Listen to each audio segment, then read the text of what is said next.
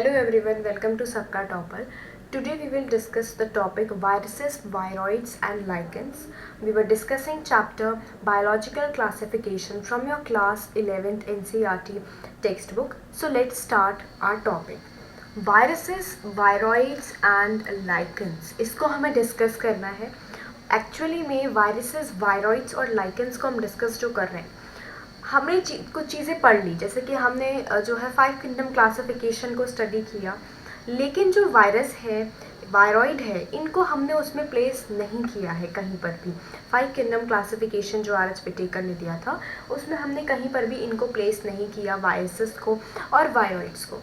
तो यहाँ पर बेसिकली इसीलिए हमें इसको जो है एक अलग वे में यहाँ पर स्टडी करना पड़ता है, वायरसेस के बारे में और वायरॉइड्स के बारे में, और साथ में लाइकेंस का सिम्बायोटिक एसोसिएशन जो है वो हमें स्टडी करना होता है.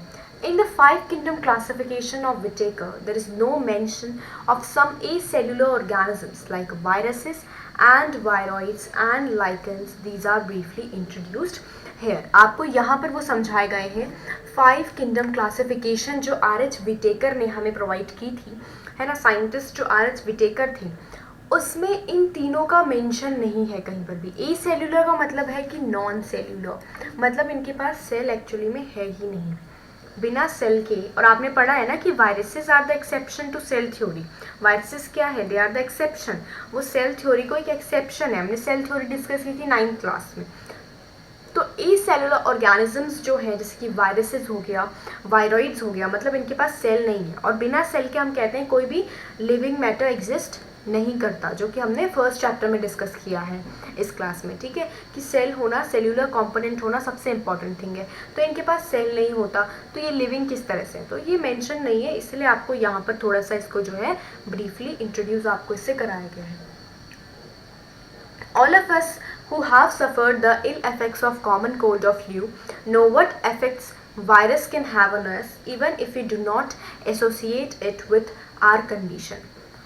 All of us have suffered the ill effects of common cold or flu. आपको बताया गया है जैसे कॉमन कोल्ड होता है, फ्लू होता है, इन सब से हम लोग सब ने सफ़र किया हुआ होता है ना. Know what effects viruses can have on us. इससे पता चलता है ना कि वायरसेस का कितना इफेक्ट हमारी बॉडी पर होता है. वायरल फ्लू होता है, हमने सुना भी है कि वायरल फ्लू है. तो इस तरीके की जो हमारी जितने भी वो होते हैं, फ्लू वगैरह होते हैं, तो इससे हमें ये चीज़ पता चलती है कि वायरस के क्या क्या इफेक्ट हम पर हो सकते हैं.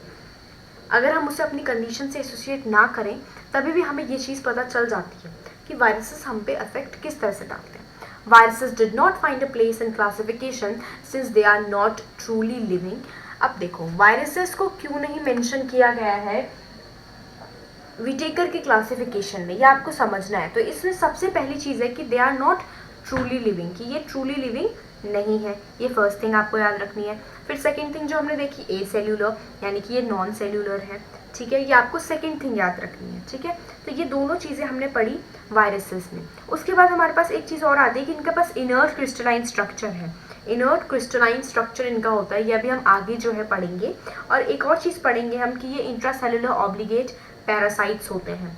ठीक है, तो इन सब को मैं अभी आपको बताऊंगी. ठीक है, तो क्लासिफिकेशन में क्यों नहीं है, फर्स्ट थिंग है कि they are not truly living. If you understand living as those organism that have a cell structure, क्योंकि सेल ही नहीं है.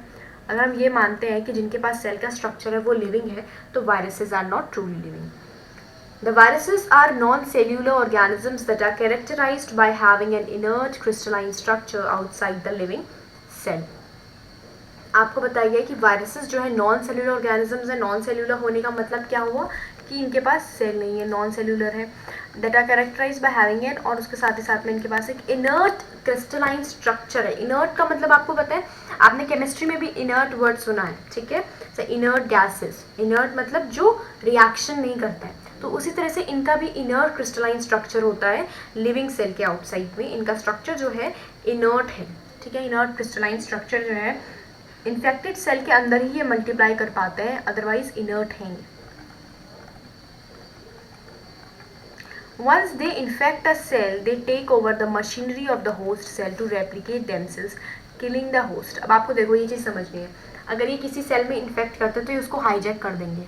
ठीक है, उसको पूरा इन्फेक्ट कर देता है कि जो होस्ट का सेल है, होस्ट यानी कि जिस ऑर्गेनिज्म में वो गए हैं ना, तो जो होस्ट का सेल है उसके सभी सेल्स में अपनी कॉपी बनाते हैं, अपनी बॉडी की कॉपी बनाना ये स्टार्ट कर देते हैं। इसके कारण से ही जो है इनको would you call viruses living और नॉन लिविंग, ये बताइए कि आप इनको लिविंग कहोगे या नॉन लिविंग, क्योंकि सेल तो है नहीं, लेकिन जिस होस्ट के पास जाते हैं उस होस्ट की सेल में अपना मशीनरी इनका स्टार्ट हो जाता है, अपना फंक्शनिंग करने लग जाते हैं और अल्टीमेटली किलिंग द होस्ट। और आपको पता है वायरस से बहुत ज़्यादा जो है डेडली डिजीजेस वायरस जो है कॉज करता है। यहाँ पर आपको 2 वायरस दिखाए गए हैं, यहाँ पे आप देखो इनका आरएनए। अभी मैं आपको बताऊंगी कि वायरस में जेनेटिक मटेरियल आरएनए और डीएनए प्रेजेंट होता है। इस तरीके से यहाँ पे आपको दिखाया हुआ है आरएनए, ये बेसिकली इन्फेक्शियस होता है और हाईजेक करता है आपके सेल को टू प्रोड्यूस वायरल कंपोनेंट्स। तो ये आपका आरएनए है और ये कैप्सिड है। कैप्सिड एक प्रोटीन कोड प्रेजेंट होता है जो कि कैप्सोमियर से बना रहता है, इसको भी हम डिस्कस करेंगे। अब मैंने आपको बस बताया ये आरएनए और ये कैप्सिड है, ये शीट है। ये आपका पहला जो है टोबैको मोज़ाइक वायरस है। टोबैको मोज़ाइक वायरस बहुत बार पूछा जाता है, इसका आपको फिगर भी याद रखना है। और दूसरा आपको बैक्टीरियोफेज एक स्टेट है, ये मैं आपको बताऊंगी अभी कि इसमें क्या होता है, सेल जो है पूरी तरीके से बैक्टीरिया की इन्फेक्ट हो जाती है वायरस के कारण। अभी मैं आपको ये बताऊंगी बैक्टीरियोफेज। अभी आप फिगर को देखो, शीट हो गया, कॉलर हो गया, हेड हो गया, पूरा इस तरीके से बना रहता है, टेल फाइबर्स हो गए। The name virus, that means venom or poisonous fluid, was given by Pasteur D.J. Ivanovsky। तो आपको इसका नाम याद रखना है कि वायरस का मतलब क्या है, वेनम। वेनम यानी कि जो जहर होता है या पॉइजनस फ्लूइड बोल दो। That was given by Pasteur D.J. Ivanovsky, इन्होंने दिया था 1892 में। Recognized certain microbes as casual organisms of the mosaic disease of tobacco। तो हुआ क्या था कि टोबैको प्लांट में एक मोज़ाइक डिजीज़ होती थी और इन्होंने रिकग्नाइज किया था कुछ माइक्रोब्स को, ठीक है, इस डिजीज़ में जो वर्क कर रहे थे। These were found to be smaller than bacteria because they pass through bacteria proof filters। देखो अब यहाँ पे क्या हुआ कि एक बैक्टीरिया प्रूफ एक टाइप ऑफ फिल्टर था जिसमें बैक्टीरिया पास नहीं होता था। एक टाइम पे ये वाटर को फिल्टर करने के लिए यूज़ किया जाता था, तो इसमें जो है बैक्टीरिया इतना माइन्यूट था, ये फिल्टर इनका जो होल्स वगैरह इतने माइन्यूट थे कि इसमें बैक्टीरिया पास नहीं कर सकता था। बैक्टीरिया का साइज़ ज़्यादा बड़ा होता था उससे वाटर पास करने के लिए जो होल्स बनाए गए थे उससे। तो बेसिकली यहाँ पे देखा गया कि बैक्टीरिया प्रूफ फिल्टर से भी ये पास कर गए। तो इससे क्या पता चला कि ये स्मॉलर है, तभी तो बैक्टीरिया प्रूफ फिल्टर से ये जो है पास कर गए, ठीक है। इसके बाद आए M.W. बीजारिनेक। इन्होंने क्या किया, M.W. बीजारिनेक 1898 में demonstrated that the extract of the infected plants of tobacco.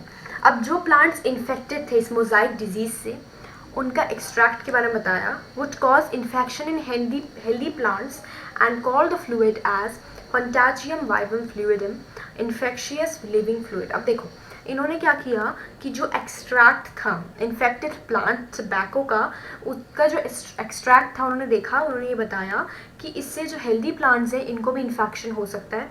इसीलिए उस फ्लूइड को इन्होंने कहा कंटाजियम कंटाजियस से आया है, ठीक है। कंटाजियस आपको से पता है, उससे आप इसको याद रख सकते हो कंटाजियम को।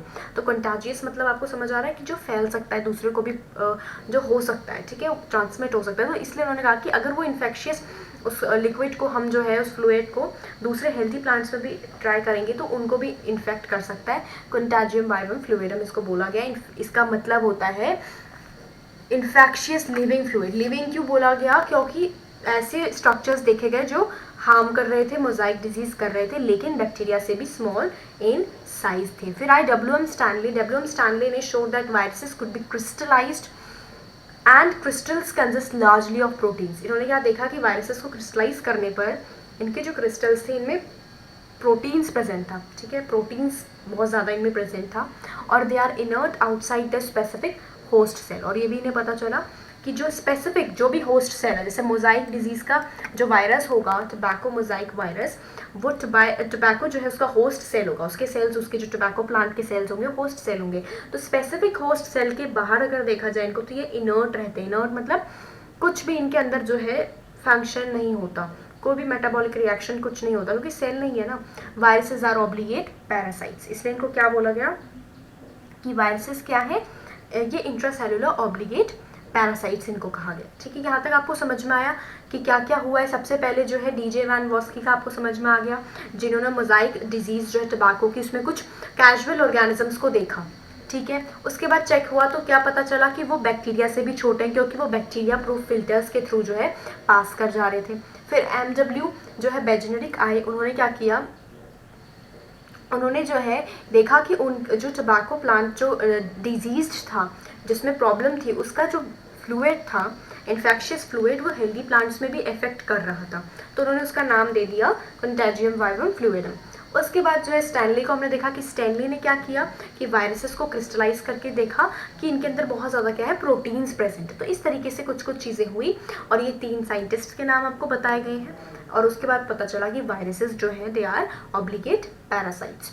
इन addition to protein, viruses also contain genetic material. अब देखो आपको क्या याद रखना है, सबसे पहले देखो आपने प्लांट्स का पढ़ लिया कि मोजाइक फॉर्मेशन उनमें हुआ। Viruses consist of 3 thing, first is genetic material, और एक और चीज़ में आप याद रखोगे कि वायरसेस में एक जेनेटिक मटीरियल होगा जिसमें RNA DNA दोनों हो सकता है, प्रोटीन कोड होगा, इसको हम कैप्सिड बोलते हैं। It protects the nucleic acid made of units called capsomeres. ठीक है, ये भी आपको याद रखना है, प्रोटीन कोड जो होता है कैप्सिड। और उसके साथ ही साथ में जो है एक और चीज़ जो आपको याद रखनी होती है वो ये है कि no virus contain both RNA as well as DNA। ये चीज़ भी आपको याद रखनी होती है इसमें। अब सबसे पहले हमारे पास जेनेटिक मटीरियल है। In addition to proteins, viruses also contain genetic material that could be either RNA और DNA, या तो RNA या तो फिर DNA, not both. No virus contains both. अच्छा, आपको RNA DNA का फुल फॉर्म पता है? RNA और DNA का जो फुल फॉर्म है, ribonucleic acid and deoxyribonucleic acid. RNA हो गया आपका राइबोन्यूक्लिक एसिड एंड DNA हो गया आपका deoxyribonucleic acid. No virus contains both RNA and DNA। A virus is a nucleoprotein and the genetic material is infectious. अब आपको याद रखना है कि वायरस में जेनेटिक मटीरियल जो है वो इन्फेक्शियस है और न्यूक्लियोप्रोटीन जो है वो उसका इन्फेक्शियस है। जैसे कि हमने पढ़ा था ना कि स्टैनली ने जब देखा तो उसमें प्रोटीन ही प्रोटीन प्रेजेंट है। ठीक है, in general viruses that infect plants have single stranded RNA and viruses that infect animals have either single और डबल स्ट्रैंडेड RNA और डबल स्ट्रैंडेड DNA। तो जो प्लांट्स को इन्फेक्ट करेंगे उनके सिंगल स्ट्रैंडेड RNA होंगे। ऊपर देखो ये RNA है टोबैको मोजाइक वायरस का। जो प्लांट्स को इन्फेक्ट करेंगे सिंगल स्ट्रैंडेड RNA, और जो एनिमल्स को इन्फेक्ट करेंगे सिंगल और डबल स्ट्रैंडेड RNA भी हो सकता है और उनमें DNA भी हो सकता है। बैक्टीरियल वायरसेस और bacteriophages, viruses that infect the bacteria, ये बैक्टीरिया के लिए भी हार्मफुल होते हैं, बैक्टीरियल वायरसेस कहते हैं और इसको बैक्टीरियोफेजेस भी कहते हैं। Are usually double stranded. ये कैसे होता है? Double stranded DNA viruses. The protein coat called capsid made of small subunits called capsomeres। जो कैप्सिड बना होता है, जो मैंने आपको बताया इनके बाहर प्रोटीन कोड होता है, वो कैप्सिड होता है, वो कैप्सोमियर से बना रहता है। ये स्मॉल यूनिट्स होती हैं, उसे हम कहते हैं capsomeres. Protects the nucleic acid, ये बेसिकली न्यूक्लिक एसिड को प्रोटेक्ट करता है। These capsomeres are arranged in helical और पॉलीहेड्रल जियोमेट्रिक फॉर्म्स। ये इनके डिफरेंट फॉर्म्स हैं, तो हेलिकल फॉर्म में या फिर पॉलीहेड्रल ज्योमेट्रिक फॉर्म्स में होंगे ये। वायरसेस कॉज डिजीजेस लाइक, अब देखो कौन कौन सी डिजीज हो सकती है आपको, mumps, smallpox, herpes, influenza, ये सब डिजीज़ वायरस से ही होती हैं, वायरल डिजीजेज हैं ये। AIDS in human is also caused by virus, है ना, एड्स एक्वायर्ड इम्यूनोडेफिशिएंसी सिंड्रोम, ये भी आपका किससे होता है? वायरस से, ह्यूमन इम्यूनोडेफिशिएंसी वायरस से होता है। In plants the symptoms can be Mosaic formation, plants में क्या क्या प्रॉब्लम हो सकती है? मोजाइक फॉर्मेशन हो गया, लीफ रोलिंग एंड कर्लिंग हो गया, येलोइंग एंड वेन क्लियरिंग हो गया, ड्वार्फिंग हो गया लीफ का, स्टैंडर्ड ग्रोथ हो गया, है ना, कि ग्रोथ नहीं हो रहा है जो है प्लांट का, ये सब प्रॉब्लम्स हो सकती हैं। इसके बाद वायरॉइड्स को देखते हैं। In 1971, Theo Diner discovered a new infectious agent that was smaller than viruses. देखो बैक्टीरिया से छोटे वायरस, वायरस से भी छोटे viroids, and caused potato spindle tuber disease। अब ये प्रॉब्लम हुई, पोटैटो स्पिंडल ट्यूबर डिजीज़ हुई। इसमें पोटैटो की जो शेप है उसमें इफेक्ट आ जाता है इस डिजीज़ में। It was found to be a free RNA, ये एक फ्री आरएनए था. It lack the protein coat that is found in virus. और जो डिफरेंस है वायरस और वायरॉइड में वो यही है कि इनके पास क्या नहीं है, प्रोटीन कोड जो वायरस में था, अदरवाइज ये भी वायरस ही होते. हैज़ द नेम वायरॉइड, इसलिए इनका नाम क्या पड़ा, viroid. The RNA of the viroid was of low molecular weight, इनका RNA भी लो मॉलिकुलर वेट का था. लाइकन्स की बात करते हैं, इनका सिम्बायोटिक जो है रिलेशनशिप देखना है. लाइकन्स आर सिम्बायोटिक एसोसिएशन, ये सिम्बायोटिक एसोसिएशंस होते हैं, that is mutually useful association. Symbiotic मतलब हो गया आपको, मैंने आपको बताया था पहले भी कि सिम्बायोटिक का मतलब क्या है, फ्रेंडली एसोसिएशन है दोनों में, दोनों एक दूसरे की हेल्प करेंगे. तो लाइकन एक एसोसिएशन का नाम है जो एल्गे और फंगाई में होता है. अब आपने एल्गे को भी पढ़ा है, अभी फंगाई को आपने पढ़ा, एल्गे को भी अभी आप जो है थैलोफाइटा में स्टडी करोगे, अभी आगे आएगा आपके नेक्स्ट चैप्टर में. तो एल्गे और फंगाई के एसोसिएशन को हम लाइकन कहते हैं. एल्गल कंपोनेंट जो होता है ये फोटोसिंथेटिक होता है, इसको हम कहते हैं फाइकोबाइंट. और इसमें जो फंगल कंपोनेंट होता है उसे हम कहते हैं माइकोबाइंट. ठीक है, एल्गल पार्टनर को क्या कहेंगे, फाइकोबाइंट. एंड जो आपका फंगल पार्टनर है उसको हम कहते हैं mycobiont, which are autotrophic and heterotrophic respectively. आपको ये पता है कि एल्गे जो होते हैं ये ऑटोट्रॉफिक होते हैं, ठीक है, और जो माइकोबाइंट हो गए यानी कि जो फंगल कंपोनेंट हो गया वो हेटरोट्रॉफिक होता है. फंगाई जो होता है heterotrophic. Algae prepare food for fungi, fungi के लिए एल्गे जो है फूड प्रिपेयर करता है. And fungi provide shelter and absorb mineral nutrients and water for its partner. Fungi जो है हर एक के साथ, चाहे वो लाइकन हो चाहे आपका माइकोहेड्रा हो, उसमें सब में क्या करता है फंगाई, शेल्टर प्रोवाइड करने के साथ ही साथ जो मिनरल न्यूट्रिएंट्स को एब्जॉर्ब करना सबसे इंपॉर्टेंट वर्क होता है फंगाई का, और water for its partner. So close is their association that if one saw a lichen in nature one would never imagine that they had two different organism within them. देखो ये बहुत ही ज़्यादा interesting बात है कि इनके association ये इतने क्लोज होते हैं कि अगर कोई लाइकन क्या है, लाइकन कोई ऑर्गेनिज्म नहीं है, इनका ग्रुप जो एल्गे और फंगाई साथ में रहते हैं, इसको एसोसिएशन को बोला गया कि अगर कोई लाइकन को देखे नेचर में तो कभी इमेजिन नहीं कर सकता कि वो इसके अंदर दो डिफरेंट ऑर्गेनिज्म रह रहे हैं. इतना क्लोज होता है इनका जो एसोसिएशन है. Lichens are very good pollution indicators. They do not grow in polluted areas. Yes, ये बहुत इंपॉर्टेंट है कि लाइकन को हम pollution indicator कहते हैं. MCQ में भी आता है ये, ठीक है. तो pollution indicator क्यों, क्योंकि जहाँ पर भी pollution होगा वहाँ पर ये ग्रो नहीं करते. जो आपके लाइकन्स होते हैं ये पोल्यूशन वाली जगहों पर ग्रो नहीं करते, इसलिए हम इनको क्या कहते हैं, पोल्यूशन इंडिकेटर. तो ये आपको समझ में आ गया वायरसेस, वायरॉइड्स एंड लाइकन्स के बारे में.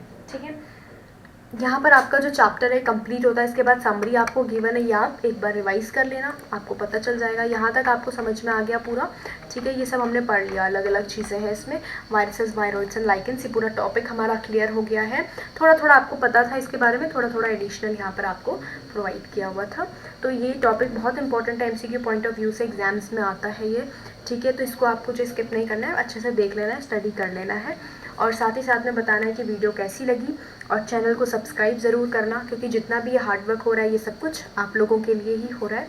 तो आपको जो है आपको कंटेंट मिलता रहे, आपको नोटिफिकेशंस मिलती रहे, इसलिए आपको चैनल को जो है हमारे सब्सक्राइब कर देना है, और इस वीडियो को लाइक ज़रूर करना. कमेंट कर सकते हो अगर कोई डाउट है. Thanks for watching.